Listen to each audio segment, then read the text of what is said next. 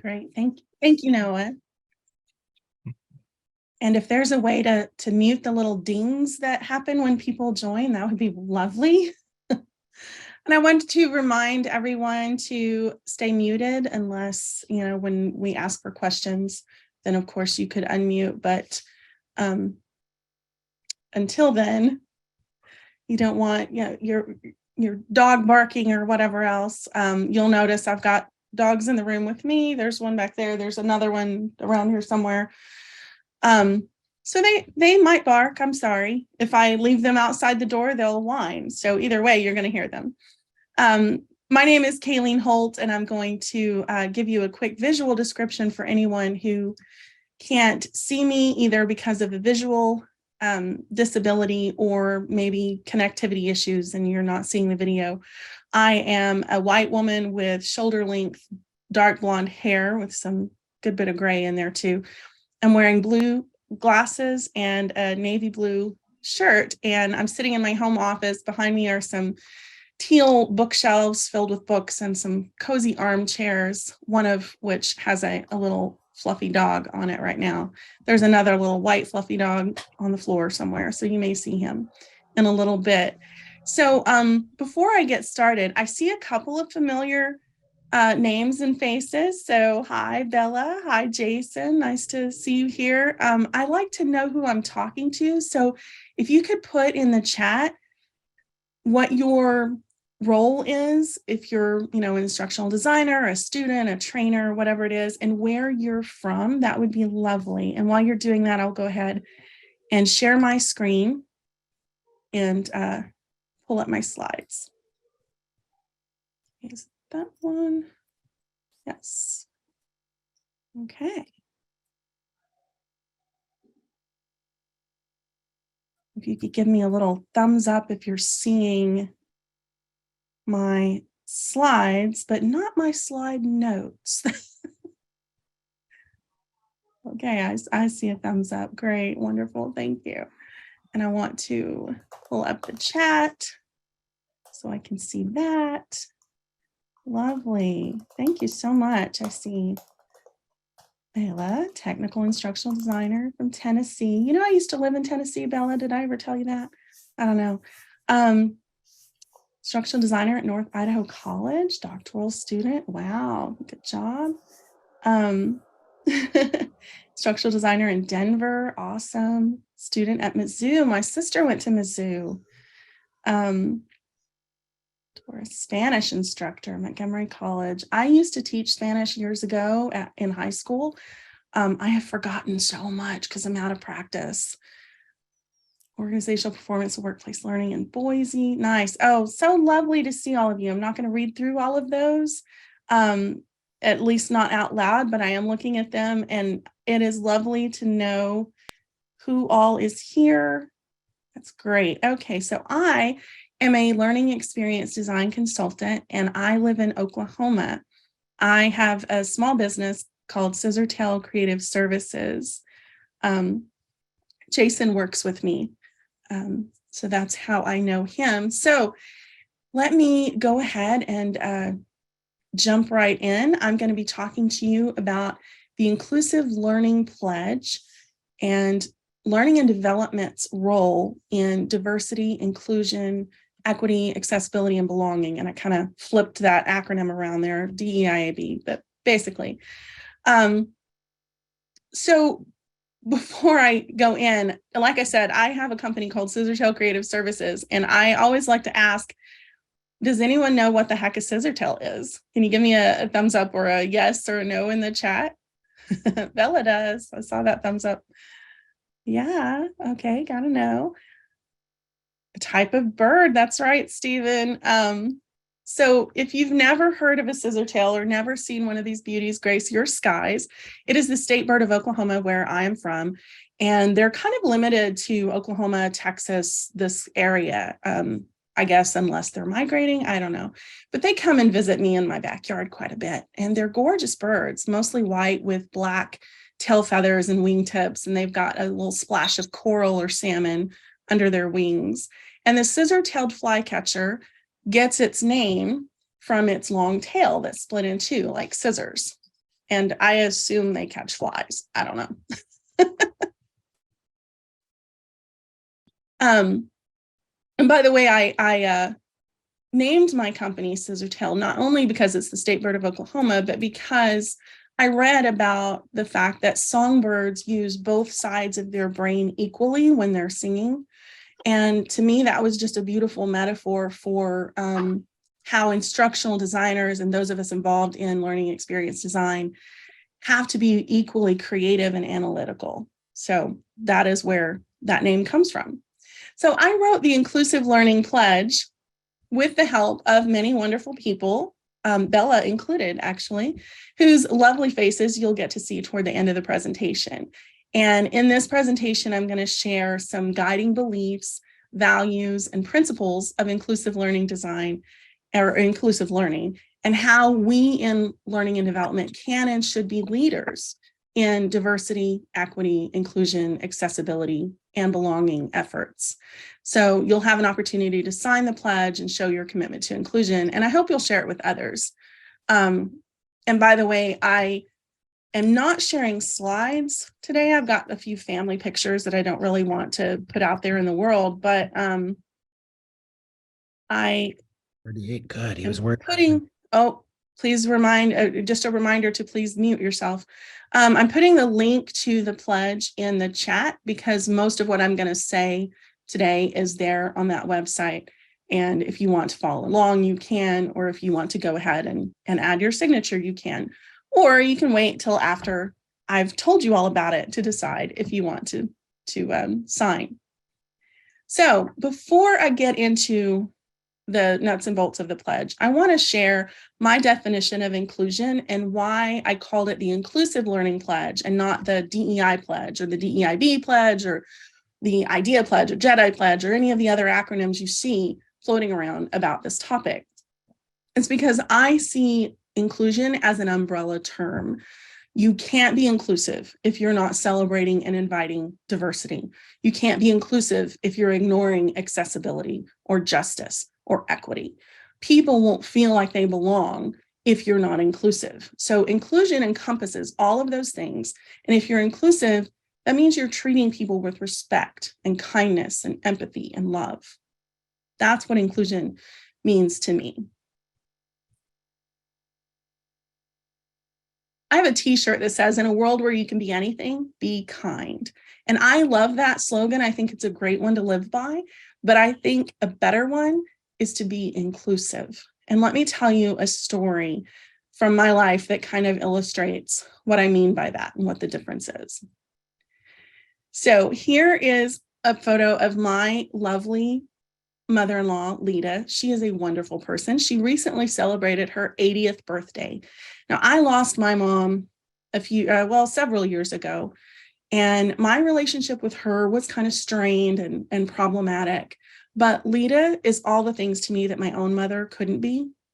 And I love her so much. I love her a great deal. She means the world to me. Yet I didn't go to her 80th birthday party. So let me tell you why. Among other disabilities, I have severe airborne food allergies, and there are certain foods I can't be around at all, or I risk an asthma attack or even anaphylaxis. And even when my reaction isn't that severe, isn't life-threatening, it makes me very, very ill, and that illness can last for days or even weeks. So as you can imagine, that makes going places a bit difficult. It makes social gatherings really, really difficult because we tend to plan everything around food.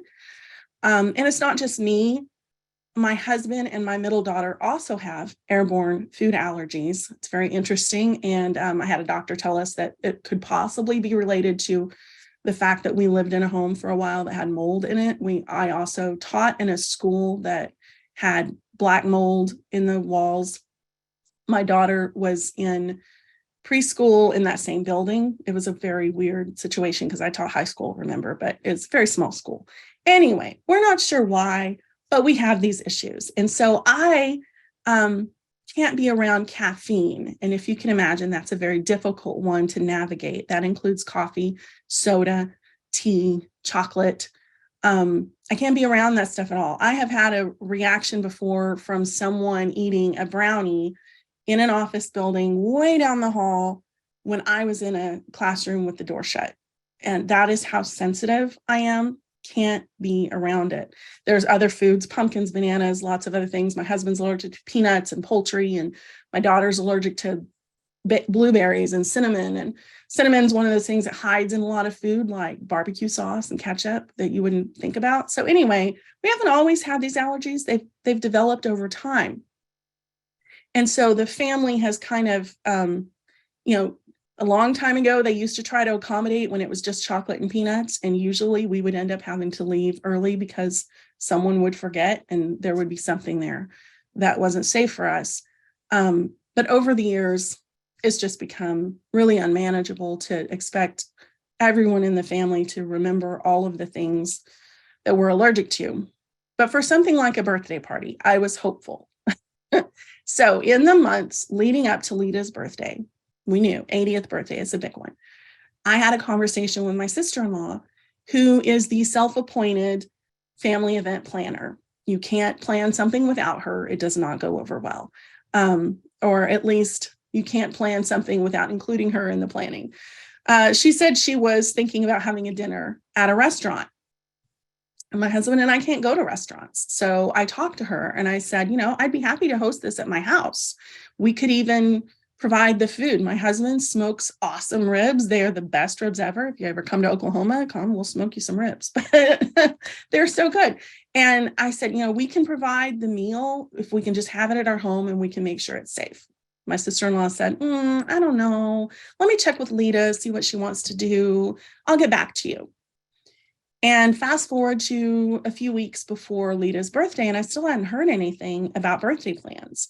So I checked with Lita and she said, no, we decided not to do anything. I went and bought myself a new ring and we're good. We're not going to do anything. I said, okay, well, my husband and I decided we wanted to at least spend part of the day with her, and we made her lunch and took it over there and had that anyway.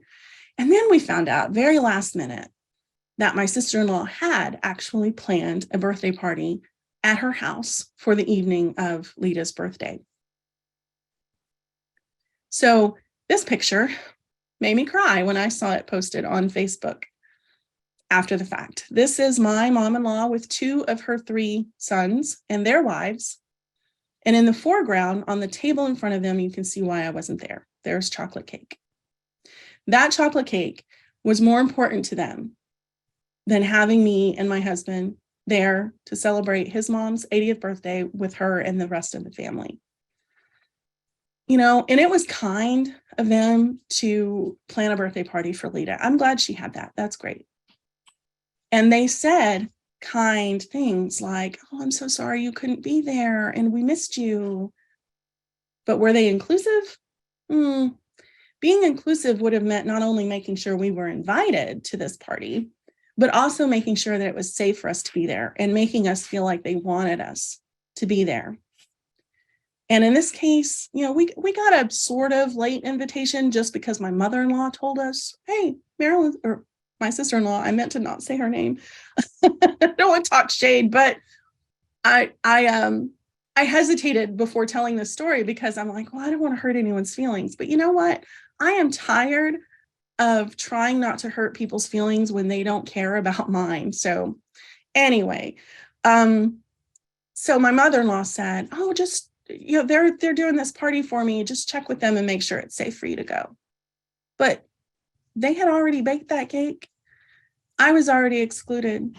And this isn't isolated. We live within 20 miles of everyone in my husband's family or most everyone. And we haven't seen most of them in years because all the family gatherings revolve around food. They don't make sure it's safe. I invite people to my house periodically, and some of them come, but not very many. But I don't tell you this story to, give you this sob story about, oh, poor Kayleen. It's to illustrate that we need to be proactive about inclusion. And think about how many times you see on websites some resource that you can download, and there's a statement that says, for an accessible version of this, email this address. or if you require accessibility accommodations, email this, which it's great to ask if people need accommodations. That is perfect. You should do that because you can't possibly predict every accommodation that people will need. But as far as providing accessible resources, it shouldn't be an afterthought. If you are putting all of the onus on people with disabilities to request accessible versions of things, then are you making them feel like you want them and that they're included and that they belong? When you do that, it usually takes weeks at least for them to get that resource that everyone else can lay their hands on immediately because somebody has to go and make it accessible. And so what that means is there's often not any such thing as just-in-time information for people with disabilities. And I didn't plan to tell this story, but Bella's here. I'm just gonna say, I've heard her talk about a learning event that she paid for, and then come to find out the materials aren't accessible for her. And that is not okay. We need to be making sure that people feel like they belong and that we want them there. And when we don't, how do you think that affects their ability to learn? So moving on. So obviously inclusion matters to me simply because it's the right thing to do, but it's also personal to me, as I just mentioned by talking about my lived experience. I know what exclusion feels like, and it doesn't feel good.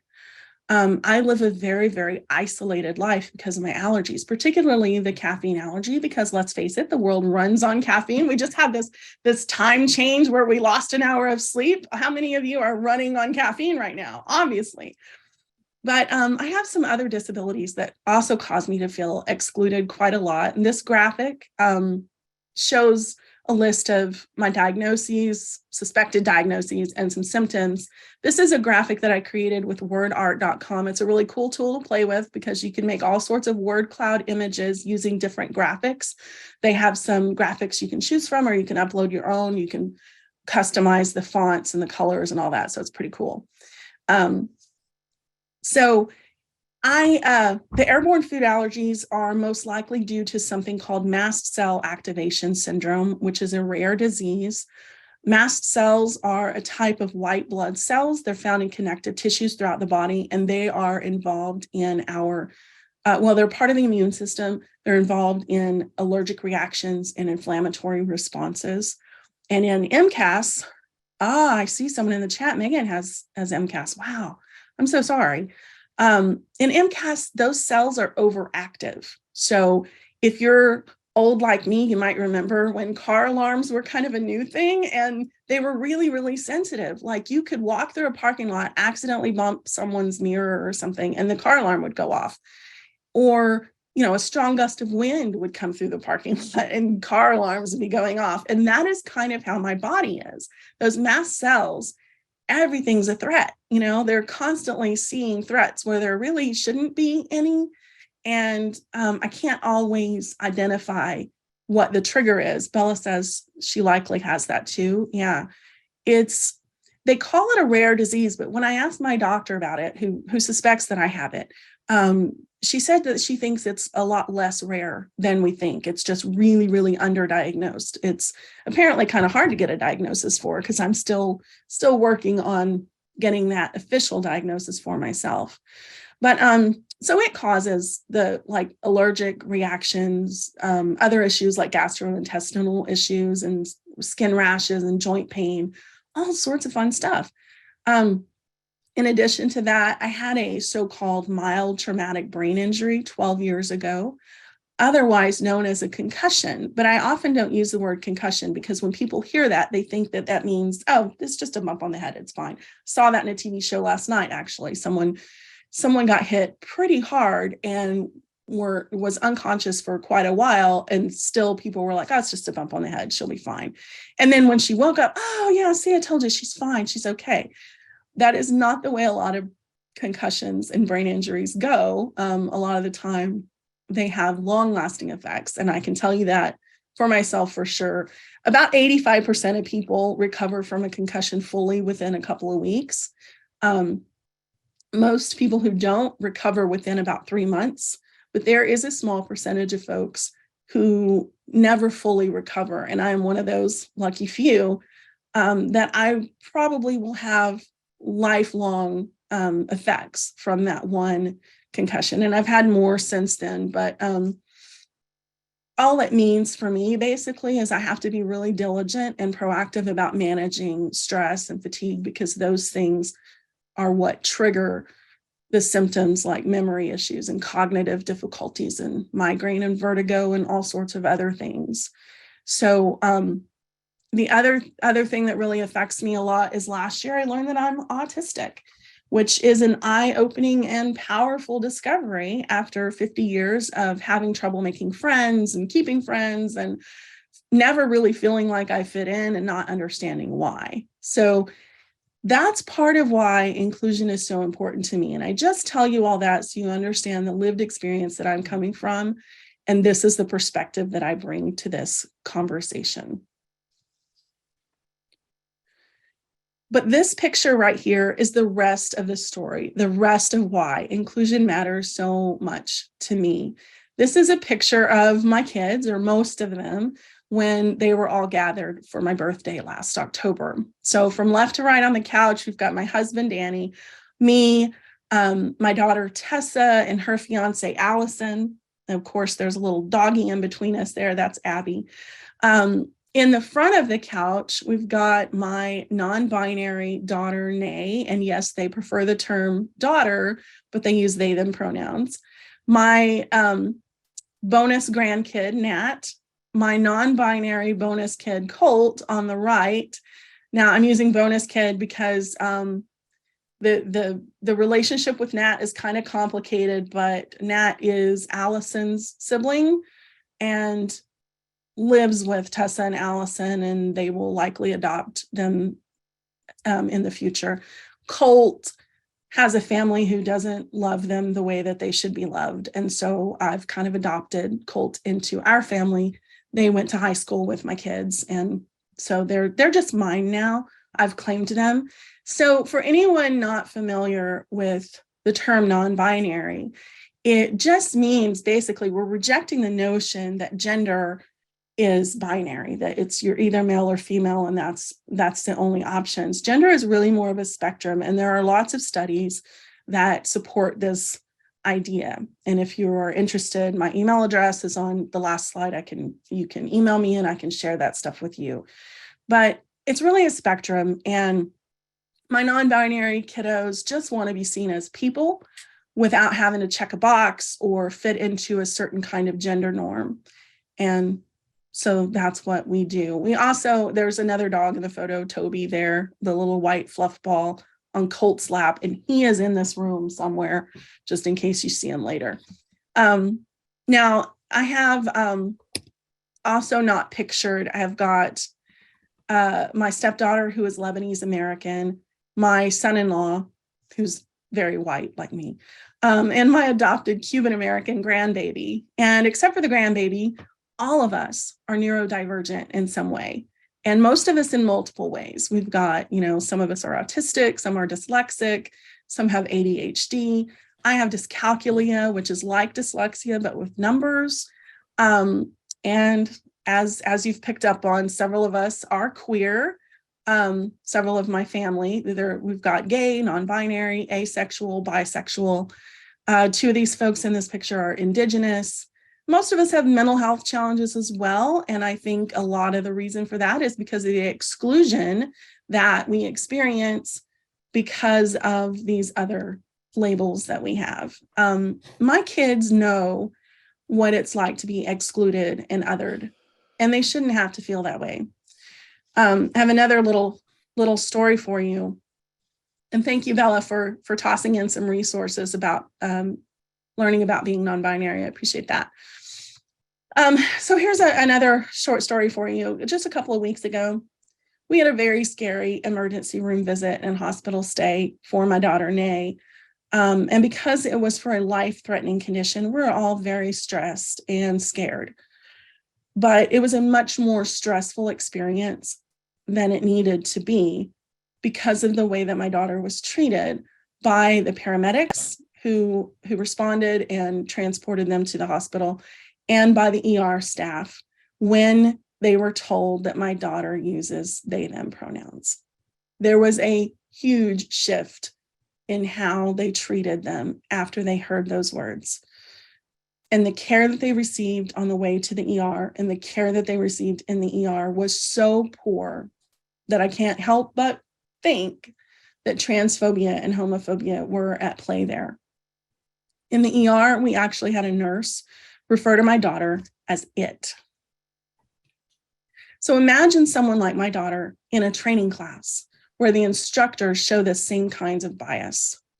If they refuse to use the correct pronouns, or they call them it, or they downright ignore the person because they don't want to acknowledge them, or they're rude to them, those experiences are hurtful and they can cause lasting psychological harm.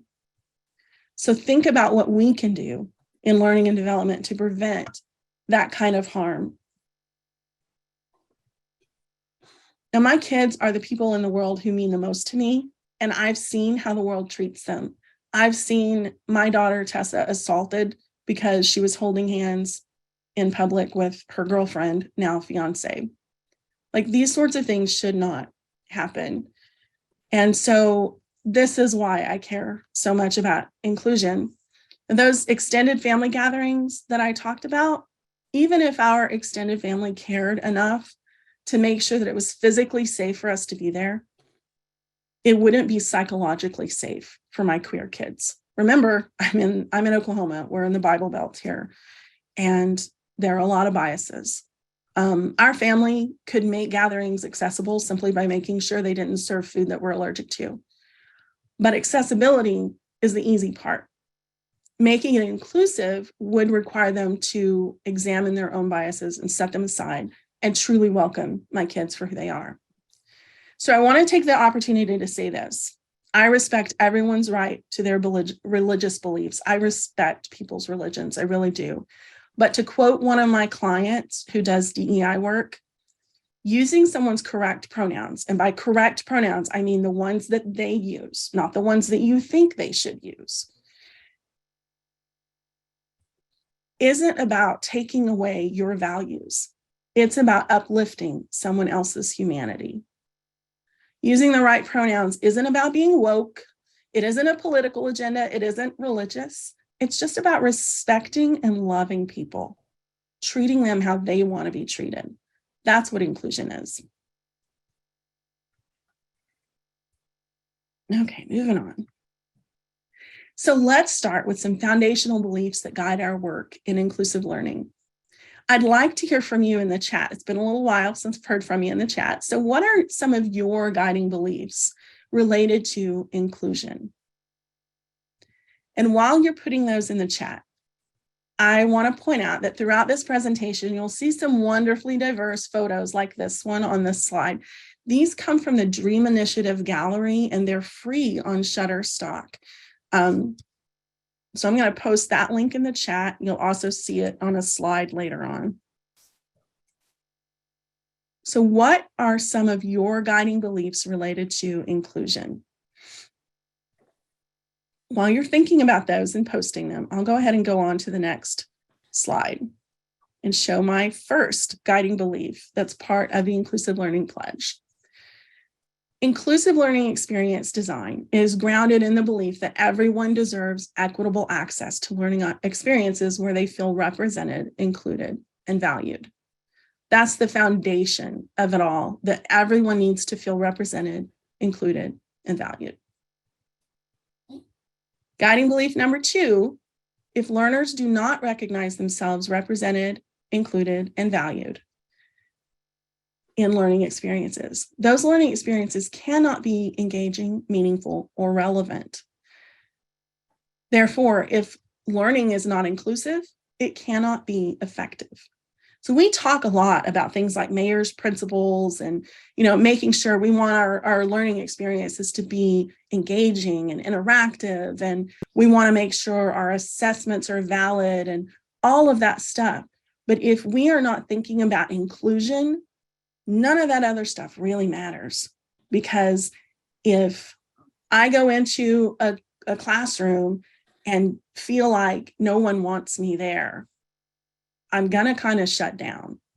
If I take a training course and see stereotypes of my culture or my religion or my ethnicity in the scenarios, I'm going to kind of shut down, and I'm not going to be able to learn from that experience.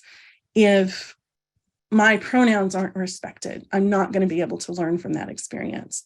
I love that folks are putting in the chat now about their guiding beliefs. So I'm going to stop for a second and read some of those. Teresa says everyone should be welcome, but more than that, engaged with, listened to.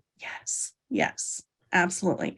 Aaron says we need more equity instead of equality in everything. Equity will help make sure there is a better chance at equality over time. Yes, love it. And I'm sure you've all seen the graphic of the folks watching a sporting event. I can't remember what kind of sport it was at the time. I don't speak sports. I don't do the sports ball. But you've got, one person looking over a fence, a shorter person, standing on something, that sort of thing. So it's not about being equal. It's about making sure that everyone has the same opportunities. Love that. Adriana, I hope I'm saying your name right. I've worked in developing culturally inclusive content, and that's important to me because as an international student, I recognize how our cultural paradigms shape our learning experience. Absolutely, yes. And that's so important. Like I said, I'm here in Oklahoma. I'm in a rural part of Oklahoma. It's very, very white here, y'all. It's very Southern Baptist. There is such a danger of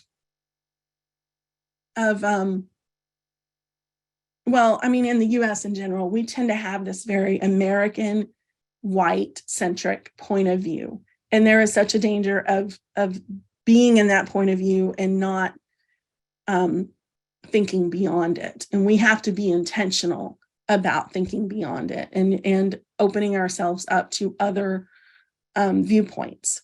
Stephen says learners should be included in the collaborative design approach that creates their learning experiences. Absolutely. And we'll talk about that a little bit later.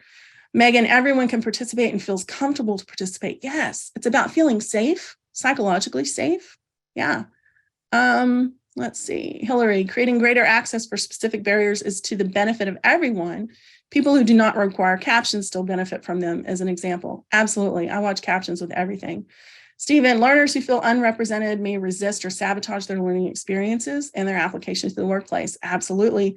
Teresa, as an educator, I think it's got to include me staying curious, open to learn, adaptable, humble, checking those biases. Absolutely. Generally accepting that I will never be the expert, and that's sometimes hard for educators and IDs. Yes, absolutely. We'll talk about that too in a little bit. So I'm going to go on to the next belief. People are more important than profit or policy and should be treated with respect, kindness, empathy, and love. Inclusion is about valuing people above everything else. And not only that, we need in L&D, we need to work to educate and train other people to do the same. Belief number 4 is about celebrating diversity of all kinds and believing that learning opportunities must be inclusive, equitable, and accessible for everyone. And guiding belief number 5 is recognizing that systemically excluded groups are still being left out of and underrepresented in learning opportunities. And these groups, they include, individuals with disabilities, Black, Indigenous, people of color populations, members of the LGBTQ+ community, and for anyone who needs that acronym defined, that stands for lesbian, gay, bisexual, transgender, and queer. And the plus sign is there because there are a lot more ways that people can identify, such as intersex, asexual, pansexual. There are lots. And there are other groups as well that have been systemically excluded that we need to change this imbalance by consciously committing to inclusion and continuously striving to build more inclusive learning experiences and environments. And to do so effectively, that means we've got to be willing to explore and address our own biases. We all have them. And commit to learning how to be more inclusive. One way that I do that is I intentionally follow people on social media with lived experiences different than my own. I intentionally read books by authors with lived experiences different from my own, connect with people who have varying viewpoints and perspectives. And one thing I found recently, especially, is that I actually need to do a better job of listening to people with opposing viewpoints, people who think that all of this is woke nonsense. Like, I want to understand their perspective so that I can have a conversation with them rather than just getting defensive, because that's easy to do. It's easy for Mama Bear to come out and say, hey, don't talk crap about my kids. But I need to learn what their objections are so that I can compassionately and intelligently speak to those objections and have a conversation, because it's really the only way we're ever going to change things is by connecting with others and trying to understand viewpoints. That does not mean I'm of the opinion that all opinions are valid. I think that that's kind of a dangerous viewpoint, because there are some opinions that don't value people's lives, and those opinions aren't correct, and I'm not going to pretend that they are. Okay, so let's get into the values that guide inclusive learning. So think about values in your company. They're usually a noun. We say, like integrity and commitment and perseverance and whatever else. So I would like to hear your values when it comes to inclusion. Like, what if you could sum it up in just a few nouns, what would those be? And then I'll share with you what we came up with. And I just want to tell this little story. Not too long ago, I saw a post on LinkedIn in which someone who works in recruiting and hiring, someone who claims to care about DEI, diversity, equity, and inclusion, posted something disparaging toward the LGBTQ plus community. He can't claim to care about inclusion while actively excluding some people. Inclusion means everyone belongs. So, anybody? I don't see anything in the chat yet about values. If you think of some words you could use to identify your values, plop those in the chat. I'm going to go ahead and share the ones that we came up with. And, I like acronyms. So we just stuck with IDEAL, inclusion, diversity, equity, accessibility, and love. Teresa says kindness and courage. Yes. I love that courage. That's one I hadn't thought of, but yes, it does take courage to have these kinds of conversations and to stand up for people who are being systemically excluded. So here's what these values mean to me. Inclusion means that we value workplaces and learning opportunities where everyone belongs. Diversity means that we value and celebrate people of every ability, race, color, national origin, ethnicity, native language, religion, age, sex, sexual orientation, gender expression, size, that's one that gets overlooked a lot, marital status, neurotype, or any other characteristic by which we classify people. Everyone matters, and everyone brings something important to the table. Equity means that we value and we value fairness and justice for systemically excluded people, and for everyone really, but if systemically excluded people don't matter, then we all can't matter. So that is why I pointed out specifically systemically excluded people. When we recognize that L&D professionals have a responsibility to address systemic prejudice and implicit bias, we have an important role to play, and I'll talk more about that in a little bit. Accessibility means that we value people with disabilities and recognize that access to learning and opportunities is a human right.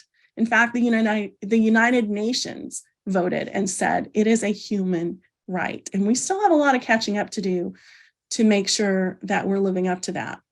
So going back to the chat, Tracy says empathy, yes. Adriana, accessibility is a core value in my work at BYU Independent Studies. We care to make our courses accessible for all students. Values are nice, Stephen says. This said, there is often a huge difference between the values that appear on an organization's website and the actions that occur in the workplace. It's rare to see an organization whose leaders actually live by its stated values. And that is so sad to me. Like, I and it's probably the autistic person in me, but I care a lot about my core values and about living up to them. And I want to point out this last one on the slide, love, that the team that reviewed the Inclusive Learning Pledge had some interesting conversations about including the word love in here, because we some people said, I don't know about that one. That in a professional context, isn't that a little weird? But then we landed on the idea that yes, it's important to treat each other with love and to lead with love. So we value people over profit or policy, and we treat them with respect and kindness and empathy, and yes, love. And yes, that is important. So let's get into the actual principles. There are 10 principles we came up with that drive inclusive learning experiences.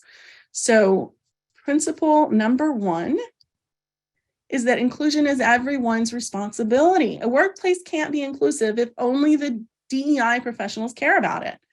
We're all responsible for creating and maintaining environments where everyone feels represented, included, and valued. And it is a moral and ethical obligation.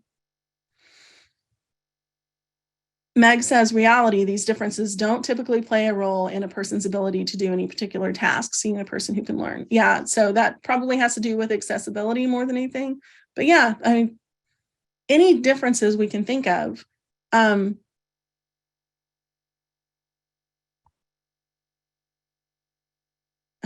Well, I'm trying to say this correctly, but there may, you say don't typically play a role in a person's ability to do a particular task. Maybe, maybe not, but a lot of the time, all that's missing is some sort of reasonable accommodation. If you have a person with a disability, they may not be able to do a certain task, but it's because there are barriers in place that prevent them from being able to do it the way they need to. For instance, when I used to have to go into an office all the time, I had some barriers to overcome. One was that, people would bring chocolate, and that was back when that was the only thing I was allergic to.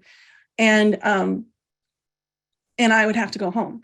Or we had fluorescent lights in the office, and that would trigger migraines for me.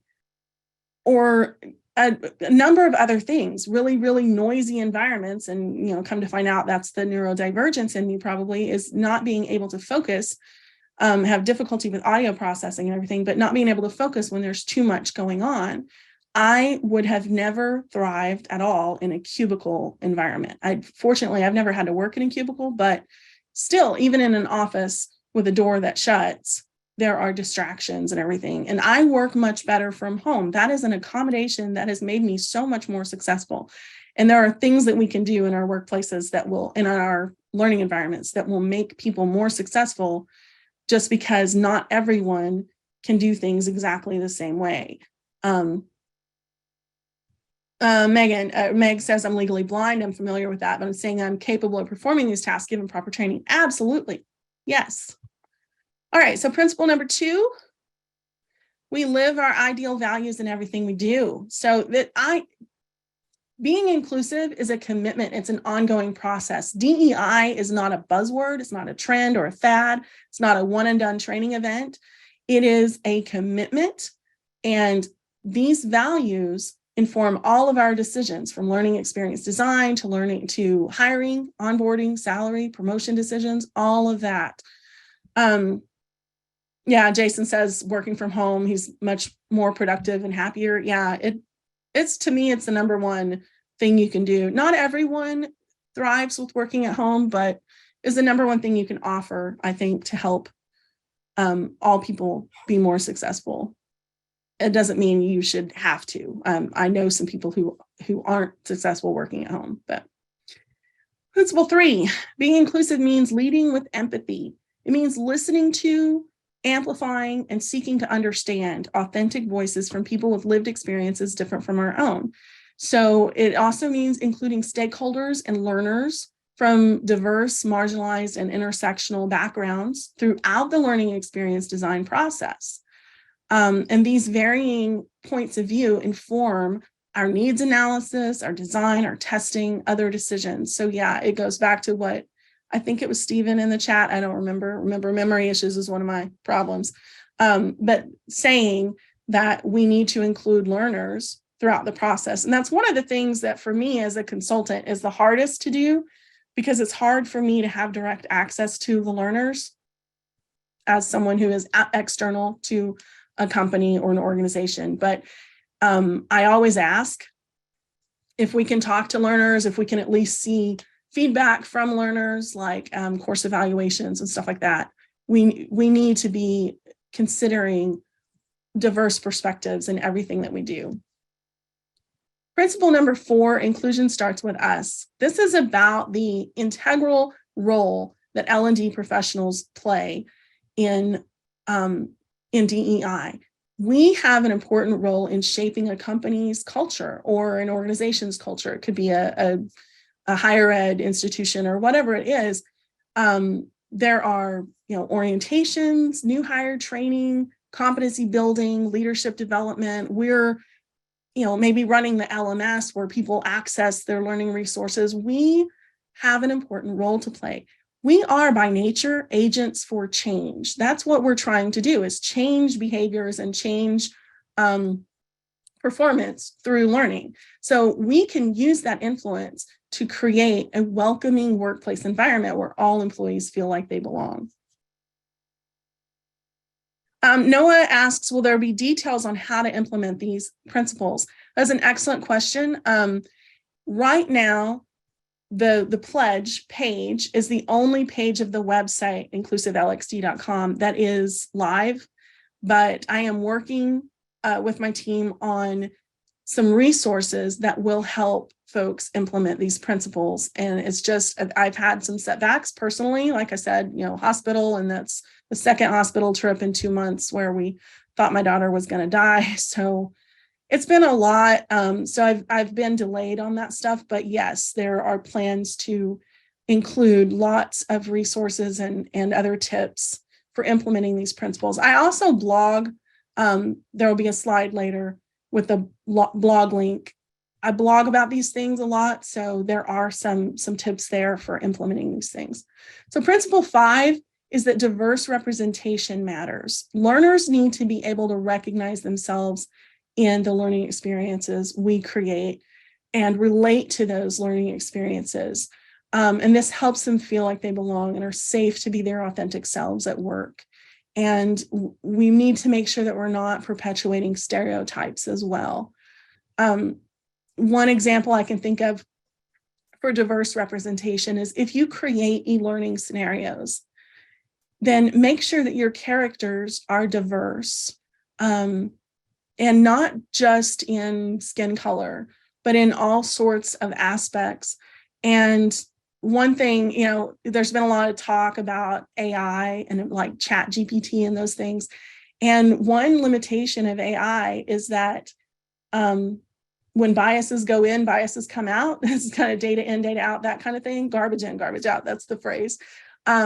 So when AI tools are created from a white American perspective, then that's what you get out. And I'm saying this because when I played around with ChatGPT, one of the things I noticed, it was really good at helping me come up with scenario ideas. If I said, create a scenario in which it was great at coming up with those things, but it always spat out names like Tom and Sue and Bob and Sally, very, very white sounding, American sounding names. So think about those sorts of things if you're creating scenarios. Make sure that you're broadening your perspective a little bit.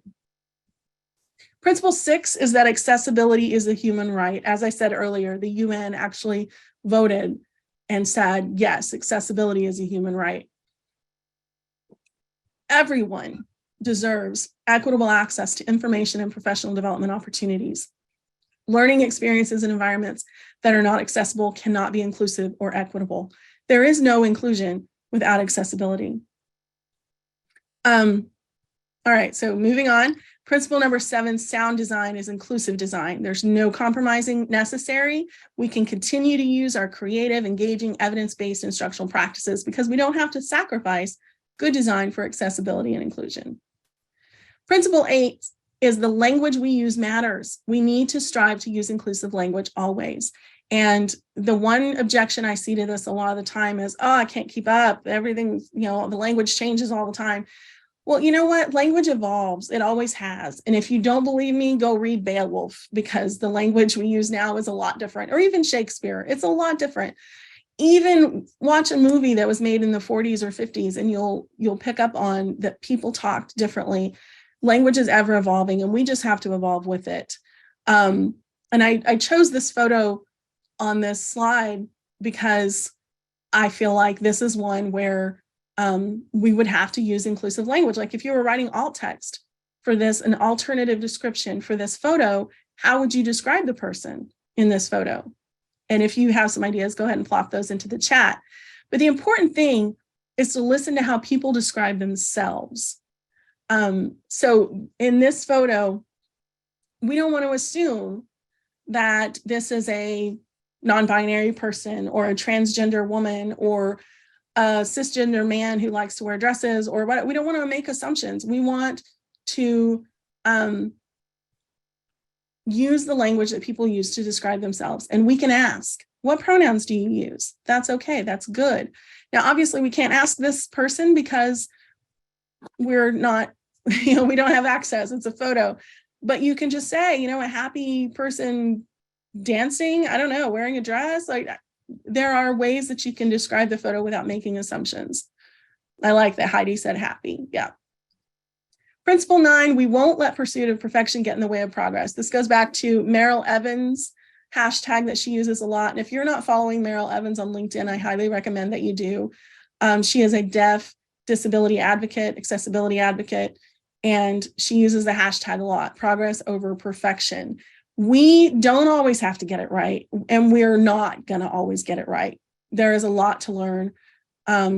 But that is the thing, is we need to be open to learning from people with different experiences and doing better next time. And when we unintentionally cause harm, we need to acknowledge that mistake, apologize, and then do better and teach others.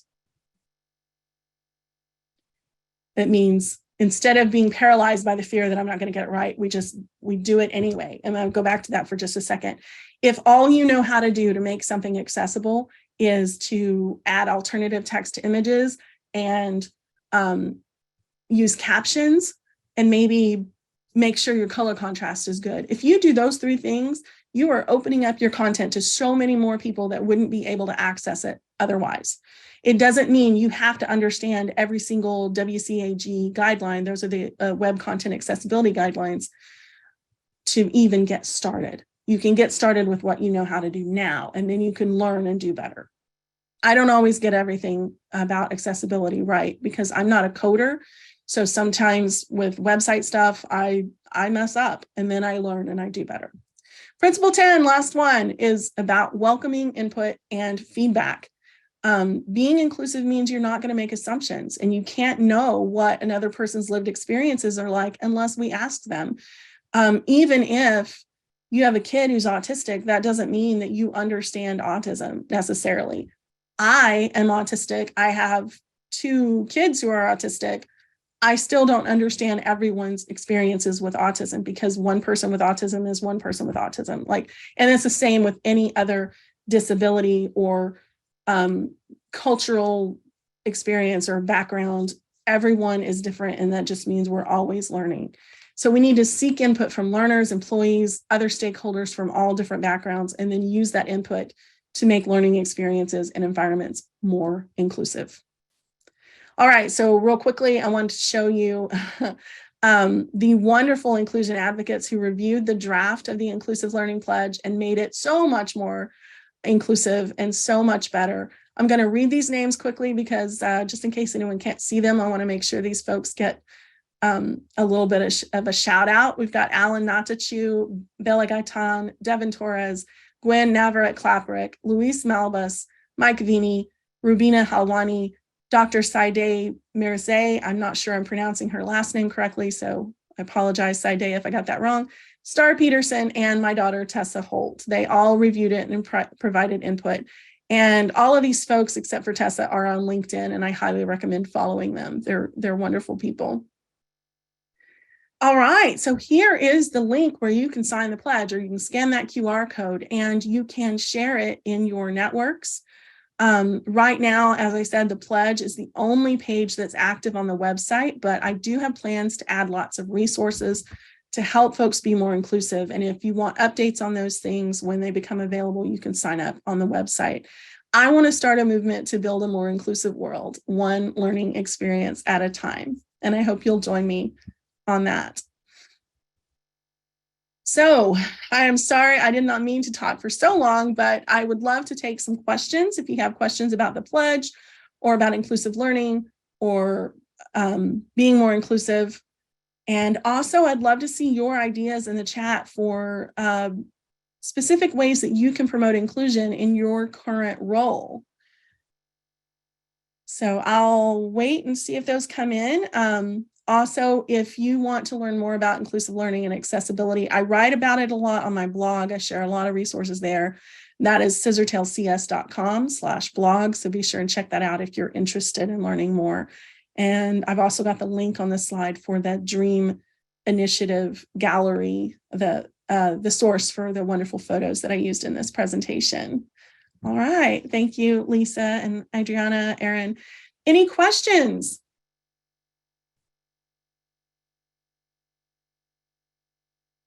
And you can, I think, unmute yourself if you want to ask a question, or you can plop it in the chat.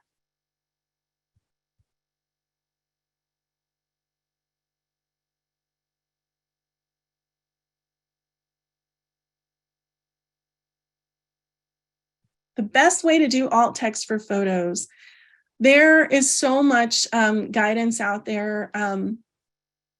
I don't know if I have I don't think I have a post yet about just alt text, but let me tell you the boiling it down in a nutshell is providing the context, the important context that the image provides to the learner.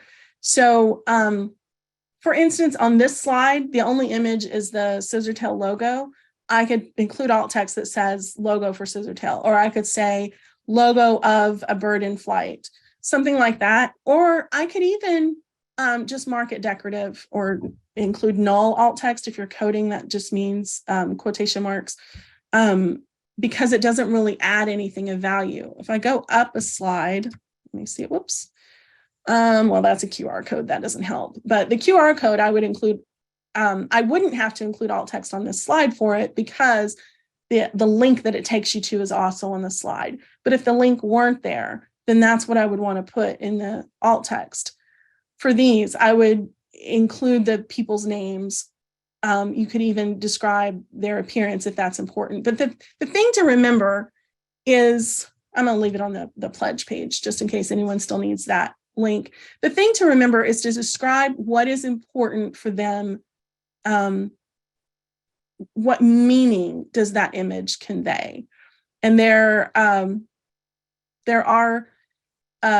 guidance at like the W3 website and other websites about how to write good alt text. But some people say be very, very descriptive, and some people say just describe what's most important. The thing to remember is that a lot of the people who are accessing alt text are generally folks using a screen reader. And the more words you use in alt text, the more it slows them down. So you do want to make sure that you've conveyed the important stuff. But what I like to do is if it's very complex, if it's a graph, a chart, something like that, I will include a visual description as a separate thing. And then in the alt text, I'll say, see the text description. And that way it's there, especially for folks who have low vision, who don't use screen readers and may not be able to see the graphic very well. Even if they blow it up, then there's a text description too. All right, so thank you for the feedback. I appreciate that. I'm looking for questions.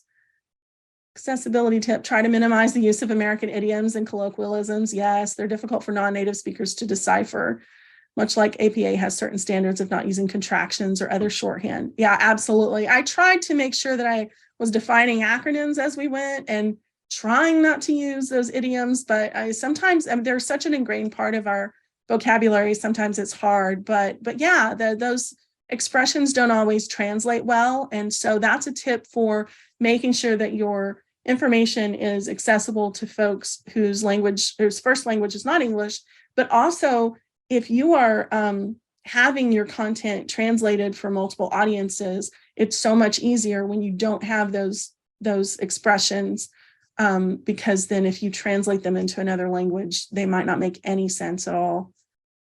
One example I can think of is in Spanish, the phrase in English, the phrase that we say, oh, come on, you're pulling my leg, which means that you're joking with me. You're trying to pull one over on me. That's another idiom. But in Spanish,